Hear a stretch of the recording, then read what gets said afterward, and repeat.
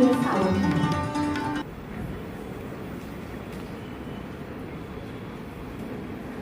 कार्यक्रमासाठी अध्यक्ष म्हणून किंवा आजच्या कार्यक्रमासाठी जमलेले सर्व आदरणीय व्यासपीठावर व्यासपीठावरील सर्व मान्यवर महिला पालक शिक्षक वर्ग विद्यार्थी यांचे स्वागत करते।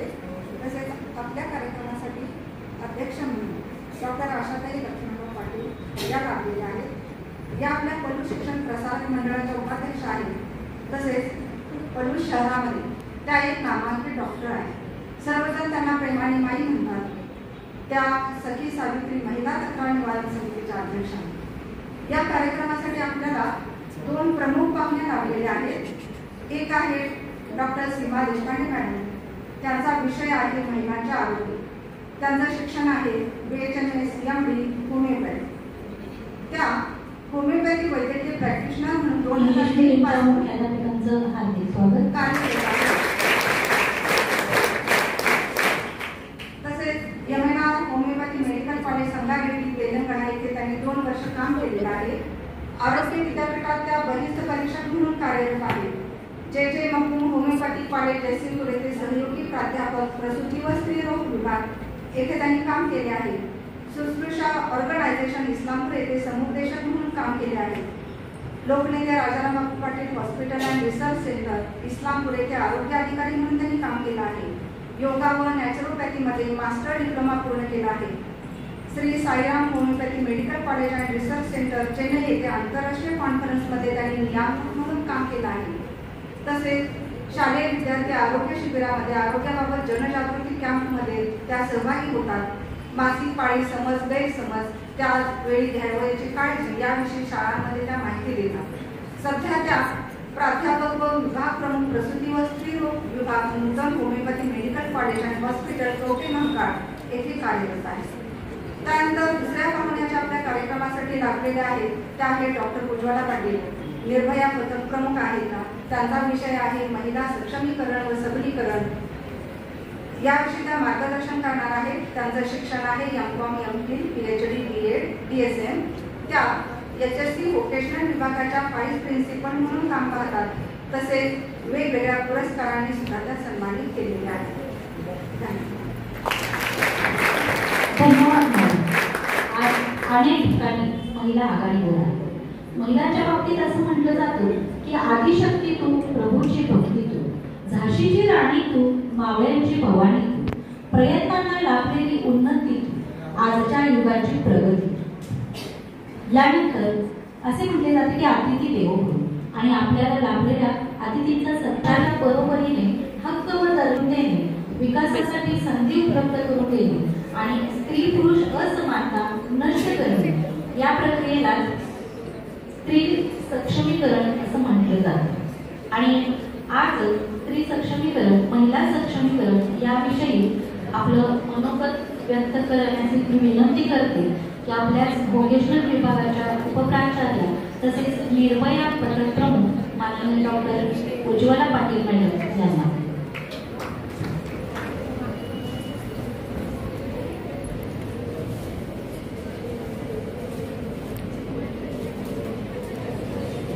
आदरणीय व्यासपीठ, उपस्थित सर्व महिला माता, माझ्या सर्व शिक्षक बंधू भगिनी आणि विद्यार्थी मित्र, आज मला वेगळ्या विषयावर बोलण्याची संधी दिलेली आहे। महिला सक्षमीकरण आणि सबलीकरण। एक गोष्ट लक्षात ठेवा महिलांनो किंवा मुलींनो, आपण जन्मतः सगळे दुर्गामाता आहोत। प्रत्येकीला वेगळं वैशिष्ट्य आहे। त्यामुळे त्या सखी सावित्री मंचाची माहिती सरांनी थोडीफार सांगितलेलीच आहे।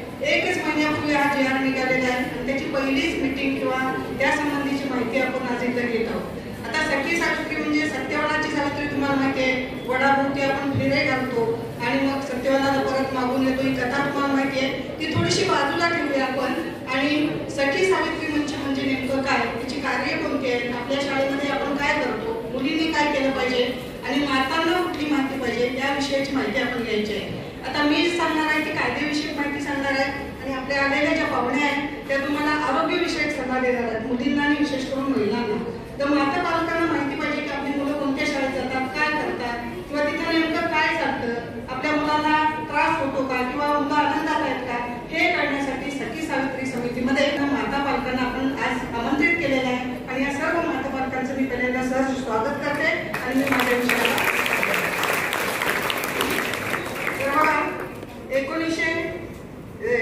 98 साली पहिल्यांदा संयुक्त राष्ट्र संघटनेनं बाल हक्क कायदा संमत केलेला आहे. आता बाल हक्क म्हणजे काय, फक्त मुली नाही तर मुलं आणि मुली समानता ही आपण मानलेली आहे. तर या कायद्यानुसार बाल हक्क म्हणजे नेमकं काय, तर त्यांना पहिला जगण्याचा अधिकार आपण दिला पाहिजे. मुलगा असू दे मुलगी असू दे, आपण समानता मानलेली आहे.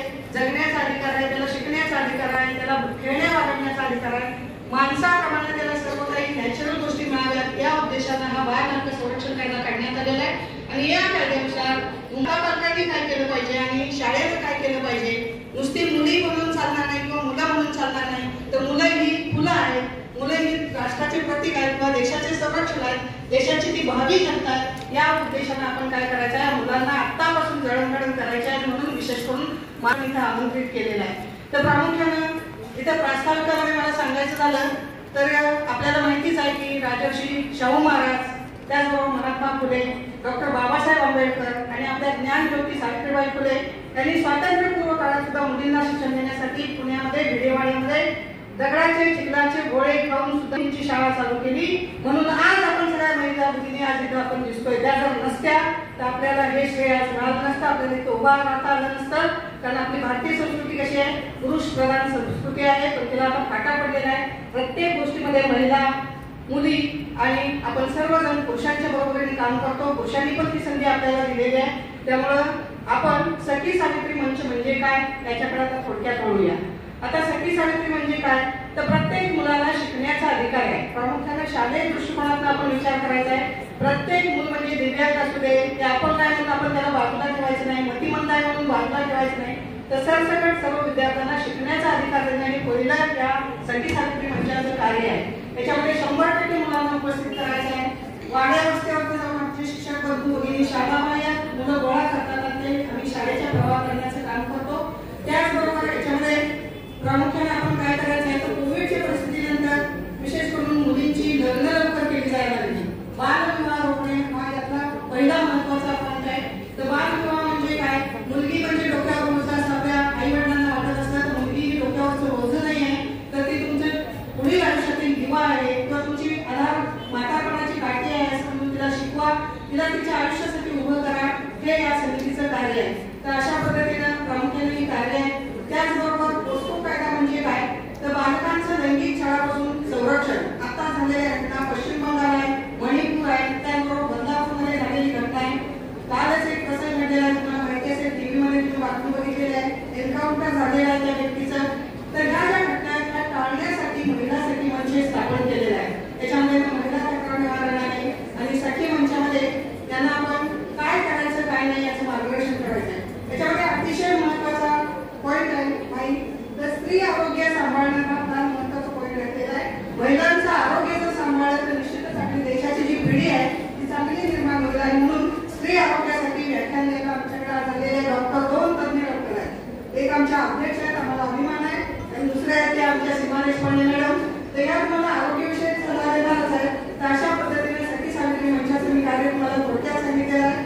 त्याचबरोबर आमच्या शाळेमध्ये आता याच्यामध्ये अनेक कमिटी स्थापन केलेली आहे. तर या कमिटीमध्ये काम कोण करतं बघा, तर आमच्या कमिटीच्या प्रमुख आहेत अध्यक्ष श्रीमती आशाताई लक्ष्मणराव पाटील, आमच्या अध्यक्ष आहेत महिला सखी मंचच्या डॉक्टर उज्ज्वला जयंत पाटील उपाध्यक्ष आहेत, आणि त्याचबरोबर 7 सदस्य आहेत आणि अनिल शामराव सावंत आमचे या कमिटीचे सदस्य आहेत. तर अशा पद्धतीने ही आमची कमिटी चालते. मुलांना शालेय पोषणाहार, शासकीय शिष्यवृत्ती योजना, सर्व शासकीय योजनांची आम्ही माहिती देतो, शिक्षणाची माहिती देतो, स्कॉलरशिप. तर अशा पद्धतीनं या सखी सावित्री मंचाचं आमचं कामकाज चालू आहे. आता पुढचा जो विषय मी घेणार आहे तो म्हणजे मुलींसाठी असणारा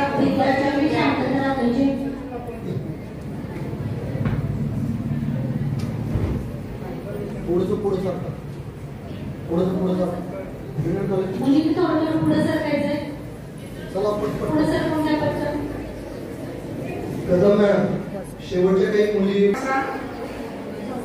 एकदम ताट थोडे काय मुलींना ध्यान होतं, बरोबर आहे, बसायचं नाही. आता शांतता राखायची. गुड टच म्हणजे काय आणि बॅड टच म्हणजे काय, तुमच्यासाठी सर्व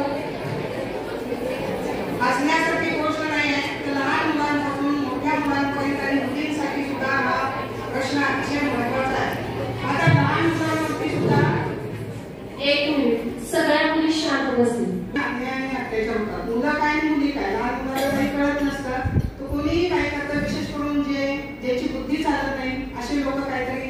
अपव्यय करतात किंवा ते कुठला तरी वेगळा विचार मांडतात आणि त्यामुळे लहान मुलांचा किंवा लहान मुलींच्या वरती अत्याचार होतो. त्याचं उत्तम उदाहरण बदलापूर तुम्ही बघितलेलं आहे. मणिपूरमध्ये अशा घटना आहेत, पश्चिम बंगालमध्ये अशा घटना आहेत, कोलकाताचं डॉक्टरांचं प्रकरण तुम्हाला माहितीच आहे, जास्त काही बोलायला नको त्या विषयावरती.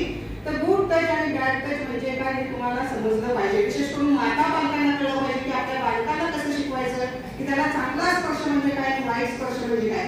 तर बघा, इथं पहिल्यांदा आपण मुलांना मिठीत घेतो, आई म्हणून घेतो, तर त्याला कळलं पाहिजे आई आहे की स्पर्शानं बाळ आपल्याला ओळखतं. त्याला सांगावं लागत नाही. 4 लेडीज जर इथे बसवल्या, एखादं छोटं बाळ सोडलं तर ते बरोबर आपल्या आईला शोधून काढतं. स्पर्शावरून म्हणजे त्याला गुड टच कळतो. तो दुसऱ्या लेडीजकडे जात नाही किंवा दुसऱ्या महिलेकडे जात नाही, कारण त्याला ती आई नाही कळतं. हे जसं बाळाला स्पर्श ज्ञान आहे तसं तुम्हालाही ते कळलं पाहिजे. आणि म्हणून गुड टच म्हणजे काय, चांगला स्पर्श म्हणजे काय, वाईट स्पर्श म्हणजे काय. तो पहिला प्रकार मी सांगितला मिठी घेणे. याच्यामध्ये बघा दुसरा प्रकार आहे शाबासकी देणे. त्याच्यानंतर बघा बॅड टच मध्ये चिमटे काढले जातात, त्याचबरोबर मारणे किंवा ढकलणे काही केलं जातं. तर एक गोष्ट मुलींना लक्षात ठेवायची, आपल्या शरीराचा जो पूर्ण भाग आहे, झाकलेला भाग आहे कपड्यांनी, त्याला कुणालाही हात लावू द्यायचा नाही. पहिली गोष्ट, अजिबात कुणालाही स्पर्श करू द्यायचा नाही. आणि माता पालकांनी विशेष करून आपल्या मुलींना आणि मुलांना आपल्या शरीराच्या अवयवांविषयी माहिती देणं अत्यंत गरजेचं आहे. घरापासून याची सुरुवात होते. आम्ही शाळेत काय करू शकत नाही याच्याबद्दल, कारण हे घरातून जर तुम्ही बालकांना शिकवलं तो बालक निश्चितपणे पुढे त्याच्या आयुष्याला चांगला सुधारेल. तर अशी त्याला आपल्या अवयवांची माहिती देणं गरजेचं आहे. त्याचबरोबर त्याला विचारून मिठी मारायला पप्पी घ्या. लहान मुलं दिसलं की आपण जातो त्याची पप्पी घेतो, गडबडीत काही विचार करत नाही, पण त्याला ती पेरलं पाहिजे का नाही. त्या लहान मुलाला आईने त्याला शिकवलं पाहिजे की बाळा तुझी पप्पी घेऊ का. शाळेत गेल्यानंतर त्याला कुणी विचारलं बाळा तुझी पप्पी घेऊ का, हो म्हणलं तर घ्यायची, नसेल तर घ्यायची नाही. त्याच्या मनाविरुद्ध काय करायचं नाही, कारण हा बाल हक्क कायदा आहे आणि कायद्याविरुद्ध याच्याबद्दल तुम्हाला मृत्यूदंडापर्यंत शिक्षा आहे, हे लक्षात ठेवा. त्या छोट्या बालकांना जरी तक्रार केली तरी अशा तक्रारी आहे. तर लहान मूल घरात आलं आपल्या शाळेत किंवा बाहेर आलं तर एका ठिकाणी बघा शांत बसतं किंवा एकदम ओरडत येतं. 2 गोष्टी असतात, एक तर शांत का बसतात, त्याच्या मनाला काही पडलेलं असतं, वाईट कागद झालेलं असतं. आणि दुसरी गोष्ट म्हणजे ओरडत काय येतं, तर त्याच्या मनाविरुद्ध घडलेला असतो, तुमच्या चापी मारलेली असते, पाय ओढलेला असतो, हात ओढलेला असतो खेळताना. तर अशा वेळेला माता पालकांनी त्याच्याकडे पूर्ण लक्ष द्या. ते बाळ शांत का बसतंय किंवा ओरडतंय का, या दोन्ही गोष्टीची शहानिशा करा आणि मग त्याची समजूत करा, त्याला शांत करा. तर त्याला चांगल्या वाईट गोष्टी लहानपणापासून शिकवायला चालू करा. आता याच्यासाठी मुलांचे वयोगट आहे बघा, 0 ते 6 वयोगट. या 0 ते 6 वयोगटामध्ये ही लहान मुलं मुली एकत्र खेळू शकतात. त्यांना काही कळत नसतं, मी मुलगा आहे मुलगी आहे, काही सुद्धा समजत नाही. ती एकमेकांवर खेळतात, एकत्र झोपतात, एकत्र खातात. तर या लहान मुलांना 6 वर्षापर्यंत त्याला एकत्र खेळू द्या, काही आपल्याला त्रास होणार नाही.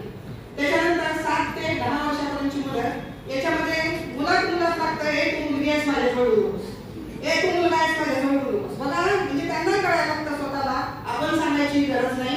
आणि म्हणून 7 ते 12 वर्षापर्यंतची मुलं मुली ही स्वतःला ओळखायला चालू करतात. आणि 13 ते 18 वर्षाची मुले आणि मुली त्यांना घरामध्ये माता पालकांनी त्यांची स्वतंत्र सगळी व्यवस्था करायची आहे. 13 वर्षाच्या पुढे आणि 18 वर्षाच्या आधी. हा कायदा कसा आहे, 18 वर्षाच्या आतील मुलांसाठी कायदा आहे. ज्या वर्षी ही मुलं सज्ञान होतील त्या दिवशी हा कायदा त्यांना लागू होत नाही, त्यांच्यासाठी वेगळा कायदा आहे, बाल हक्क कायदा.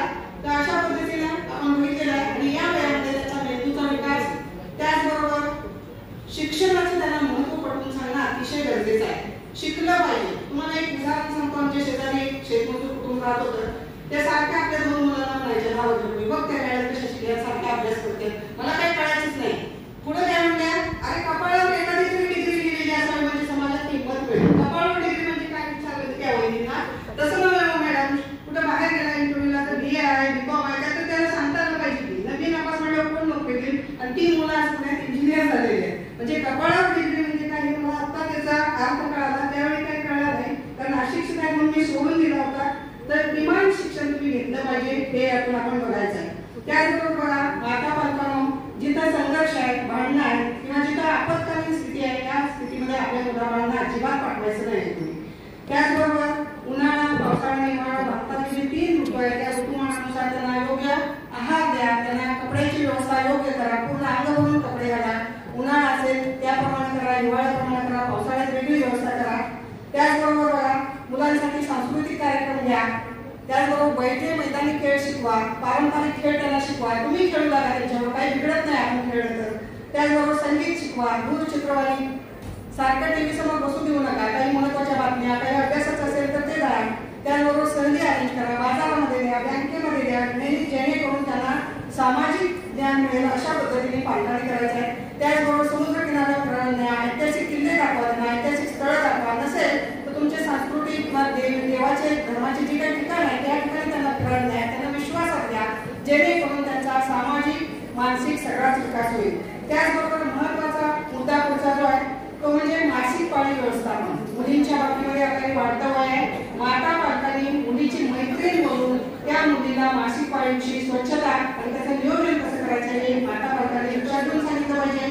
आणि मुलींनी सुद्धा आपल्या आईला विश्वास वाटून आहे मला काहीतरी होतंय, माझ्या शरीरामध्ये बदल होतोय हे स्पष्टपणे सांगितलं पाहिजे. चोरून हे राहण्यासारखी गोष्ट नाही आहे, तर स्पष्ट बोला तुम्ही, त्यातून तुमचा चांगला मार्ग निघेल. पोटात दुखत असेल तर डॉक्टरांनी मार्गदर्शन करतीलच, मी काय त्या विषयावरती जास्त बोलत नाही. तर अशा पद्धतीने मुलींसाठी सुद्धा हे विषय बघा.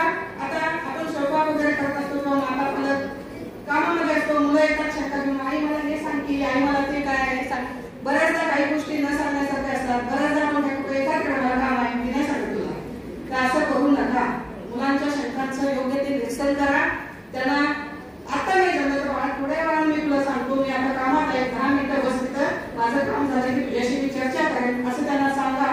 त्याचबरोबर महत्वाचं म्हणजे शाळेचं महत्व पटवून द्या. त्याचबरोबर जे आयडी कार्ड आपण शाळेमध्ये घालतो त्याचंही महत्व पटवून द्या. हे आयडेंटिटी कार्ड असल्यामुळे तुमचं पालक जे काही छोटं बाळ आहे ते हरवणार नाही. ते सांगेल मी माझे नाव आहे, त्याला जरी नाही बघता तरी हे बघितलं तर कुणी पळवून नेलं तरी त्याचा शोध लागू शकतो. त्यामुळे आय कार्ड का काढायचं, ते काय असावं याचंही महत्व त्यांना सांगायचं आहे. त्याचबरोबर बघा, ग्रंथालय शेजारी असेल किंवा शाळेमध्ये असेल तर त्या ग्रंथालयात न्या, त्याला वाचनाची आवड लावा, विविध पुस्तकं वाचायला त्याला शिकवा. मोबाईल देण्यापेक्षा वाचणं केव्हाही चांगलं आहे, जनरल नॉलेज मिळतं. त्याचबरोबर संगीत ऐकायला लावा, नाट्याची आवड असली तर नाटकं शिकवा. त्याचबरोबर चर्चासत्र, कार्यशाळा अशा ज्या असतात अशा ठिकाणी मुलांना तुम्ही घेऊन जावा आवर्जून. त्यांना कळलं पाहिजे समाज म्हणजे काय, समाजात काय चालतं. राजकारणाची जी पुढाऱ्यांची भाषणं असतात ती सुद्धा ऐकवा त्यांना, गरजेचं आहे. एखादा पुढारी निर्माण होईल त्यातनं, तर अशा पद्धतीनं त्यांना सांगा. त्याचबरोबर बघा, दारू पिणे, भाग, गांजा, बापू आणि गुंगी करायची द्रव्य असतील आणि ज्यापासून त्यांच्या मनावरती किंवा बुद्धीवरती परिणाम होतो असे जे काही पदार्थ आहेत ते खाण्यापासून त्यांना परावृत्त करायचं आहे. ते विचारते तुम्हाला गांजा म्हणजे काय, कुठे ऐकून येतात, दारू पिणं म्हणजे काय, मोगीचं स्पेल आणि ऍक्शन करते बाळा तसं करायचं नाही म्हणून आपण सांगितलं पाहिजे. आणि त्याच्या संगतीत जी माणसं सभोवताली असतील तेच त्याला वळण लागतं. त्यामुळे आपण त्यापासून परावृत्त करणे हे आपलं काम आहे. त्यांना मारू नका, रुपटू नका, गोड बोलून सांगा. कारण 1 ते 0 ते 18 वयोगट कसा आहे, काही करायला तयार असतो. आता ह्या आमच्या 12वीच्या मुली थोड्या शाळा आहेत, पण ह्या मुलींना अजून काही कळत नाही. 11वीत गेल्या की शाळा होते, पण त्यांना कळलं आपण जे काही करतो ते चुकीचं आहे का बरोबर आहे. त्याच्यानंतर बघा, शाळेमध्ये जाताना बालकाच्या अंगावरती कोणतेही दागिने घालू नका. अजिबात मौल्यवान वस्तू त्यांना शाळेत देऊ नका. आम्ही शिक्षक आहे ते बघत बसत नाही, हरवतं किंवा चोरीला जातं, तर अशा पद्धतीनं शक्यतो त्यांना मौल्यवान वस्तू देऊ नका. आणि याच्या उलट शिक्षकांनी काय करायचं बघा, एखाद्या मुलीच्या साईडमध्ये काय करते का बघा, करते का बघा. आता मी पुरुष आहे समजा, एखादी मुलगी आहे, आता बघा तिकडे काय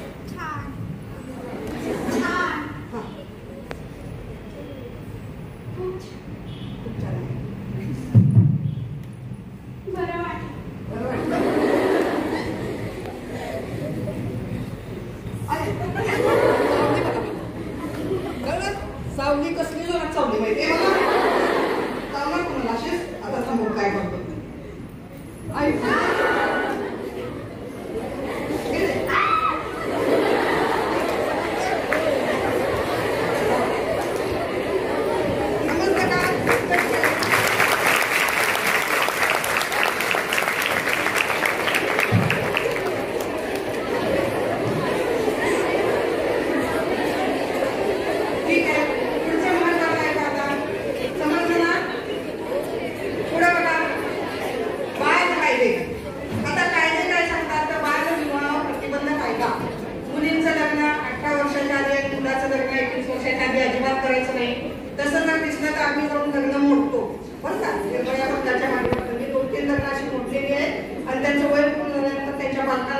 परत लग्न लावून द्या. काम ते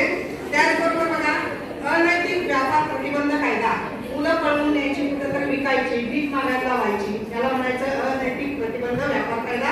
त्याचबरोबर बाल न्याय कायदा, प्रत्येक बालकाला न्याय मिळाला पाहिजे हा एक बालहक्क कायदा आहे. त्याचबरोबर बघा पोस्को कायदा आहे आणि चिराग ऍप आहे लहान मुलांच्यासाठी. याच्यामध्ये लहान मुलांच्या बद्दल लैंगिक अत्याचार काय झाले असतील तर त्यांच्यासाठी शिक्षा स्वरूप सुद्धा आहे बघा. आणि या गुन्ह्याचा शोध 2 महिन्याच्या आत लावायचा असतो. 2 महिन्याच्या आत जर लावला नाही शोध आणि जर शाळेत शिक्षकांनी किंवा हेडमास्टरांनी आमच्या प्रकरण दाबलं तर त्यांच्यावरती सुद्धा कायदेशीर कारवाई होते, हेही तुम्ही विसरू नका. त्याच्यामध्ये बघा कलम 4 10 वर्ष कैद आहे, गुन्हा सिद्ध झाला तर. कलम 6 जो आहे त्याच्यामध्ये मृत्यूदंड काय काय आता प्रकारचं प्रकरण झालं ते. त्याच्यानंतर कलम क्रमांक 10 आहे 5 ते 7 वर्ष शिक्षा आणि कोर्ट सांगितली रोख रक्कम. त्याचबरोबर 12व्या कलमामध्ये लैंगिक छळाबद्दल सूचना आहे आणि अश्लील व्हिडिओ जर तुमचे काही केले असतील तर त्याबद्दलचं साहित्य जप्त करून तुम्हाला शिक्षा होऊ शकते. आता तुम्ही म्हणाल याची सुनावणी कुठल्या कोर्टात केली जाते तर 18 वर्षाचे पुढील वय असेल तर ते स्पेशल कोर्ट असतं आणि त्याच्यापेक्षा लहान असेल तर जेन्युइन कोर्टात याची सुनावणी केली जाते. त्याच्यामध्ये मला प्रत्येक शाळेमध्ये चाइल्ड प्रोटेक्शन पॉलिसी आहे आणि ही पूर्ण जबाबदारी जी आहे ती मुख्याध्यापकाची आहे आणि त्यांनी जर टाळाटाळ केली तर त्यांच्यावरती सुद्धा कायदेशीर कारवाई होऊ शकते, हे आपण विसरून जाता कामा नये. त्यामुळे माता पालक मुलं शिक्षक सर्वांनी सतर्क राहिलं पाहिजे एवढंच मी सांगेन. आता पुढची जी माहिती सांगणार आहे ती आमच्या महिलांसाठी, थोडंसं तुमच्यासाठी थोडंसं त्यांच्यासाठी. करेक्ट. आता महिला आमच्या मोबाईल वापरतात, हो अत्याधुनिक महिला आहे आम्ही सगळ्याच, कुठेही कमी नाही. मोबाईल शिवाय आमचं काही चालत नाही, पण मोबाईलचे दुष्परिणामही तेवढेच आहेत. तर मोबाईल वापरताना प्रामुख्याने महिलांनी काय काळजी घ्यायची बघा. पहिली जी आहे ती बघा अनोळखी व्यक्तीचा फोन स्वीकारायचा नाही. आपल्या फोनमध्ये फीड असतात नंबर, जर अनोळखी व्यक्तीचा फोन आला तुम्ही स्वीकारला तर बरंच काही होऊ शकतं. त्यामुळे कुठल्याही अनोळखी व्यक्तीचा फोन घ्यायचा नाही. त्याच्यानंतर बघा तुमच्या परवानगीशिवाय तुमचा फोटो व्हिडिओ तुम्ही जर काढत असेल तर त्याला प्रतिबंध करा. काही आपल्याला हक्क आहे, आपण ओरडू शकतो. आता त्या मुलीने केलं तसं ओरडा, त्याला माझा फोटो काढा, तुमचा नाक चौकायचे, त्याला मारतील, त्याचा मोबाईल घेतील, त्याला कायदेशीर काय असेल ती कारवाई होईल. त्यामुळे कुणाला आपला स्वतःचा पर्सनल व्हिडिओ किंवा फोटो अजिबात काढायला देऊ नका अनोळखी माणसाला. त्याचबरोबर तुमचं ब्लूटूथ आहे, त्याचबरोबर तुमचं वायफाय असतं चालू, ते तुमचं स्वतःचं काम झाल्यानंतर बंद ठेवायचं आहे महिलांनी कृपया, कारण याचा गैरवापर होण्याची शक्यता असते. त्याचबरोबर आपला मोबाईल बऱ्याचदा हरवला जातो. हरवल्यानंतर फार आपली हरवल्यावरती काय करावं सुचतच नाही. तर अशा वेळी मोबाईल हरवला किंवा चोरीला गेला तर तात्काळ स्थानिक किंवा नजीकचं पोलीस स्टेशन असेल तिथं कळवा. आणि त्याचबरोबर जे काही तुमचा मोबाईलचा कंपनी असते या कंपनीला कळवा, त्यामुळे आपले जे काही होणारे तुमचे दुष्परिणाम आहेत ते टाळता येतील. त्याचबरोबर आपल्या मोबाईलमध्ये ATM कार्ड, त्याचबरोबर आपला पासवर्ड, पिन नंबर किंवा महत्वाची माहिती ठेवणं टाळा. शक्यतो हे काम केलं तर मोबाईलचा योग्य वापर होईल आणि आपलं पुढचं आयुष्य चांगल्या पद्धतीनं पार पाडलं जाईल. तर अशा पद्धतीनं 2-3 पॉईंट झालेले आहेत. आता शेवटी माझ्या मुख्य मुद्द्याकडे मी येणार आहे ते म्हणजे निर्भया पद्धत. आता आमच्या शाळेमध्ये 2016 मध्ये सांगली जिल्ह्यामध्ये कुठे नव्हती तेव्हा पहिल्यांदा निर्भया पथकाची पेटी आम्ही बसवलेली आहे आणि याचा मला सार्थ अभिमान आहे. आमच्या बडू शिक्षण प्रसारक मंडळानं साथ दिल्यामुळे सगळं शक्य झालं आहे. मला सांगितलं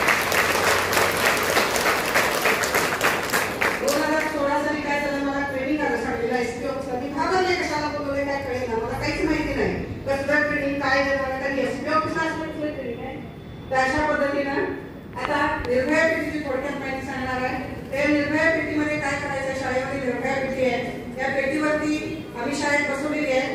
निर्भया पेटी मुलींसाठी खास आहे. या निर्भया पेटीमध्ये काय करायचं आहे, तक्रार तुमची काय असेल, मुलगा मागून पुढे जात असेल, त्रास देत असेल तर त्याचा वाहन क्रमांक नाव वगैरे लिहायचा आहे आणि त्याचबरोबर वापरत असेल त्याचा वाहन क्रमांक लिहायचा आहे. बऱ्याचशा मुली काय तक्रार टाकतात, हा माझ्याकडे आता याच्यावर आम्हाला काय करणार आहे, काहीच कळत नाही ना.